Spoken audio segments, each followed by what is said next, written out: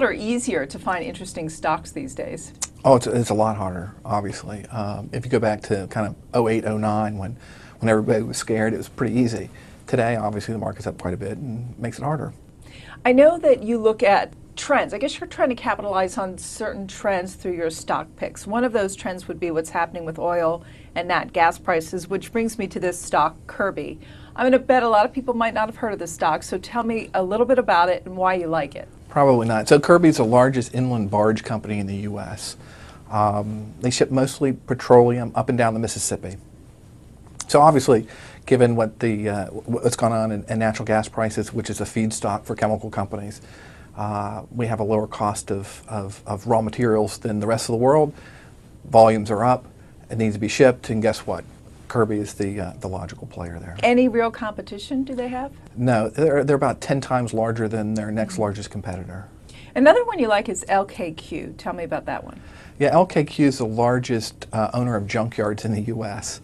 Not very sexy, not very cyclical either. So, a good example would be, my wife, who I love dearly, but she was going to Starbucks the other day, and the yellow concrete poles that kind of protect the building from people like my wife.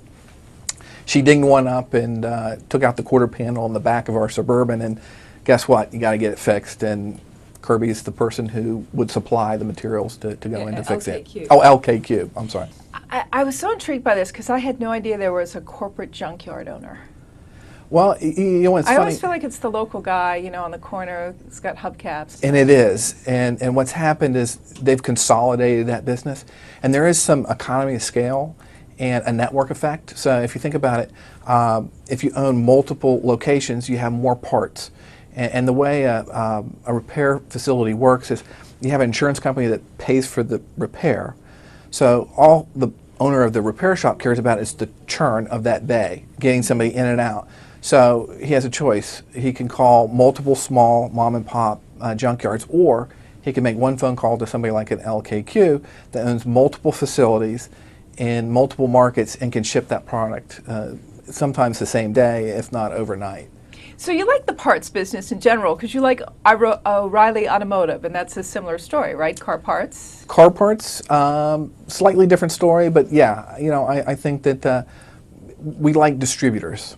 And efficient networks, and O'Reilly has built that out, not only on the retail side, but on the commercial side too, which really separates them from somebody like an AutoZone or Advanced Auto, which is more geared towards retail, and providing the network for both commercial and retail, you get better economies of scale. And so what happens to a name like this if auto sales continue to pick up? Actually, it would be a slight drag, obviously, because they obviously supply parts for older automobiles. Right. But if you look at the age of the fleet today, it's at an all-time high. So even with new car sales picking up, I think they're going to be just fine for years to come. Off the beaten track a little bit, Verisk Analytics? Verisk Analytics, oddball company. It was originally part of a co-op of all the insurance companies. So what they would do is share all their claims data. So if, let's say you had a policy with Allstate, a homeowner's policy, and you had a claim, and then the next year you had another claim, and Allstate decided to take your rates up because you were a higher risk, and you decide, well, you know what, I'm going to shop around and go somewhere else. Well, whoever goes to underwrite your new policy, that information that you've had claims in the past is very valuable, and Verisk would supply that.